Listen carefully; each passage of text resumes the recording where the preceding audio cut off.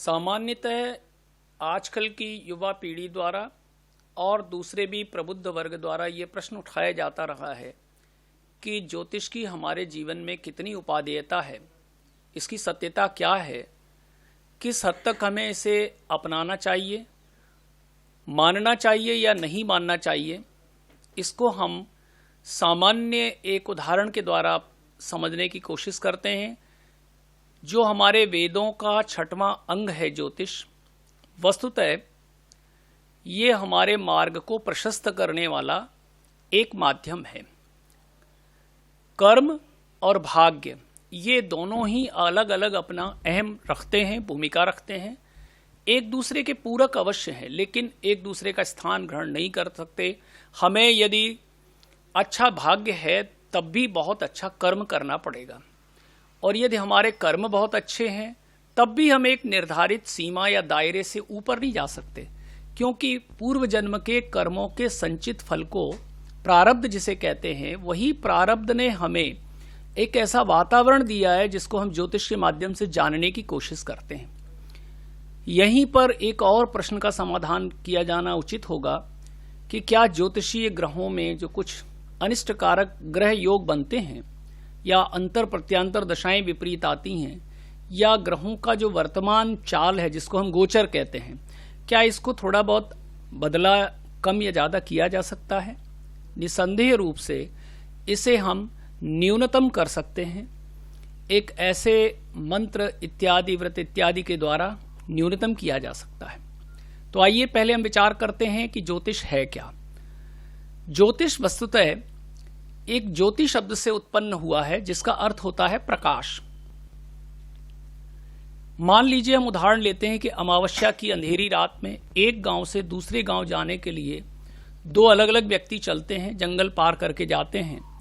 एक के हाथ में टॉर्च है, तेज रोशनी देने वाली, लाठी भी है, और एक जो है वो टॉर्च नहीं है, उसके पास वो केवल अकेला जाता है। तो जो अकेला जा रहा है, जिसके हाथ में टॉर्च यानी ज्योतिष यानी प्रकाश नहीं है, संभावना है कि उसका पैर गड्ढे में गिर जाए, उसके पैर में कांटा लग जाए, या कोई सर्प इत्यादि पर उसका अनजाने में पैर पड़ जाए, या वो नहीं पड़ता है तो सशंक रहेगा। वो एक ऐसे भाव से चलेगा कि तेज गति नहीं, उसके अंदर एक आत्मबल, एक कॉन्फिडेंस जिसको कहते हैं वो नहीं आएगा। वो डरा डरा सहमा सहमा धीरे धीरे पैर रख के जाएगा। अगर वो ऐसा नहीं करता है तो संभावनाएं कहीं हो जाए। ठीक इसके विपरीत वह व्यक्ति जिसके हाथ में टॉर्च है, एक लाठी है, वो अपने टॉर्च का, वो अपने ज्योति का यानी ज्योतिष के उन ग्रहों का लाभ लेकर के दूर तक अपने मार्ग को प्रकाशवान करके, सशक्त करके, मार्ग को प्रशस्त करके एक पूरे आत्मबल के साथ तेज गति से जाएगा तो वो जल्दी आगे पहुंचेगा, ज्यादा दूरी तय कर सकेगा। ठीक इसी प्रकार यदि हम ज्योतिषीय सिद्धांतों को अपनाते हैं और सत्य पर ज्योतिष का आकलन करते हैं और उसमें बताए जितने भी व्रत मंत्र स्त्रोत हैं उनको पूरी निष्ठा और ईमानदारी से करते हैं, तो हम अपने जीवन में फल की प्राप्ति को ज़्यादा अच्छे तरीके से, अच्छी मात्रा में और समय के अंदर पूरा कर लेते हैं। इसके विपरीत हमें बहुत अधिक कठिनाइयों का सामना करना पड़ता है। तो ज्योतिष शब्द प्रकाश से बना है और हमें इसके लिए कर्म जरूर करना पड़ेगा। ये बात बिल्कुल भी नहीं है कि यदि हम भाग्यशाली ग्रह योग लेकर के पैदा हुए हैं, मान लीजिए हमारी जन्मपत्री में गजकेशरी योग, हंस योग, बुधादित्य योग, राज योग, नाना प्रकार के अच्छे योग हैं, तो हम कोई कर्म ना करें। नहीं, कर्म तो हमें उसी भाव से करना पड़ेगा, बल्कि और अधिक करना पड़ेगा, क्योंकि हमें ज़्यादा मंजिल तय करनी है। पर ईश्वर ने हमें एक ऊंचे दर्जे की बहुत अच्छी टॉर्च दे रखी है, रोशनी दे रखी है, जिसके माध्यम से हम अपने मार्ग को सुगम बना सकते हैं, अपने अंदर एक आत्म जागृति पैदा कर सकते हैं।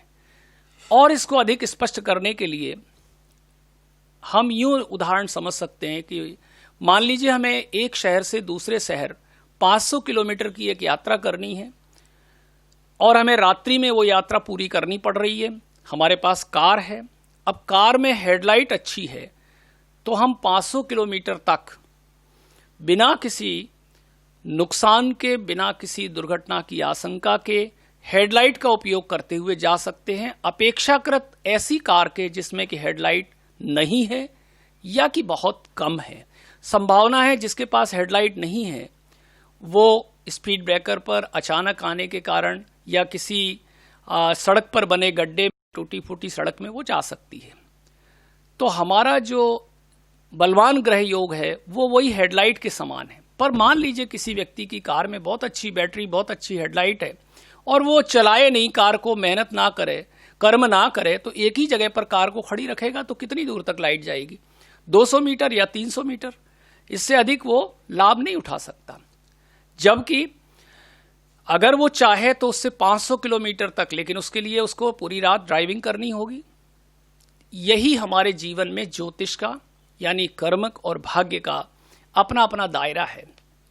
भाग्य का सही उपयोग तभी होगा जब हम उस मात्रा में कर्म करें। अगर हम एक ही जगह कार को खड़ी रखेंगे तो हम लाइट का भरपूर लाभ नहीं ले पाएंगे। यदि हम उसको नहीं मानेंगे यानी हेडलाइट को स्थान नहीं देंगे कार में, तो हम उतने आत्मबल से, उतने निर्भयता से ज़्यादा दूरी तय नहीं कर पाएंगे। ठीक इसी प्रकार जब हमारे जीवन में जन्मपत्री में विभिन्न प्रकार की दशाएं, अंतरदशाएं आती हैं, तो हम कुछ अच्छा समय आता है, कुछ दिनों बाद बहुत खराब समय आ जाता है, थोड़ा सा फिर बहुत अच्छा आता है। इसकी तुलना शास्त्रों में इसी से की गई है कि जो हम दूसरे शहर जा रहे हैं 500 किलोमीटर के, तो बीच में 20-25 किलोमीटर की रोड यदि खराब आ गई और उस समय हमें लाइट ने ये बता दिया कि आगे की रोड खराब है, तो जिस तरह हम कार की स्पीड को संचालित करते हैं गियर बदल करके, कम गियर में आकर के 2 नंबर में 1 नंबर में चल करके कैसे भी बुद्धिमत्ता पूर्वक उस 25 किलोमीटर को तय करते हैं। और ये हमने जाना किससे? सामने आ रहे, विपरीत दिशा से आ रहे उन राहगीरों के माध्यम से जान लिया कि भैया ये रोड आगे कितना खराब है। यही हमारा ज्योतिषी ज्ञान है, यही सही ज्योतिषज्ञ का कर्तव्य भी है कि वो सही पथ प्रदर्शन कर दे। अगर हम ऐसा नहीं करते और एक समान गति से दौड़ेंगे तो निसंदेह रूप से हमारी कार को भी क्षति होगी। और ये जो कार हमें मिली है ये हमारे जन्मकालीन ग्रह स्थिति है, जो कुंडली है वो है, जिसको हम बदल नहीं सकते। लेकिन 500 किलोमीटर के विभिन्न दायरों में बदलने वाली सड़क है वो गोचर है, वो जो हमारे ग्रह वर्तमान में चल रहे हैं वो बदलते रहते हैं। इस तरह से हम ये जान सकते हैं कि हमारे जीवन में ज्योतिष यानी भाग्य यानी ग्रहों का, जिसको कि हम एस्ट्रोलॉजी कहते हैं, वस्तुतः वो एक खगोल विज्ञान जो एस्ट्रोनॉमी है, जिसमें हम ग्रहों की चाल, ग्रहों की परस्पर दूरी, ग्रहों की प्रकृति इत्यादि की संरचना जिसमें पढ़ते हैं वो एस्ट्रोनॉमी है। और जीव जंतु और मनुष्य पर प्रभाव ग्रहों का पढ़ते हैं वही एस्ट्रोलॉजी है, और वो हमारे लिए उपयोगी है। इसलिए ज्योतिष जो है उसका जीवन में अपना पूरा स्थान है, महत्व है, बशर्ते हम इसका सही मार्गदर्शन करके इसको व्यापारिक इत्यादि दृष्टिकोणों से न लेकर के शुद्ध भाव से वेद की तरह ही, वेद के अंग की तरह ही इसका लाभ लें। इससे हम बहुत सुगमता से अपने जीवन को, अपने लक्ष्य को प्राप्त कर सकते हैं, चाहे वो अर्थ, धर्म, काम, मोक्ष कुछ भी हो सकता है। तो साथियों, आज हम इस बात से ज़रूर हमारा ये भ्रम दूर हो गया होगा कि ज्योतिष और भाग्य का कितनी इनमें समानता है, एक दूसरे का किस तरह ये पूरक हैं, तो ये हम जानने चाहिए। इसी तरह की और प्रश्न यदि हैं तो आप हमारे इसी चैनल को ज़रूर सब्सक्राइब कीजिए। हम आपको समय समय पर इसी प्रकार के छोटे छोटे वीडियोस के माध्यम से जानकारी देते रहेंगे। धन्यवाद।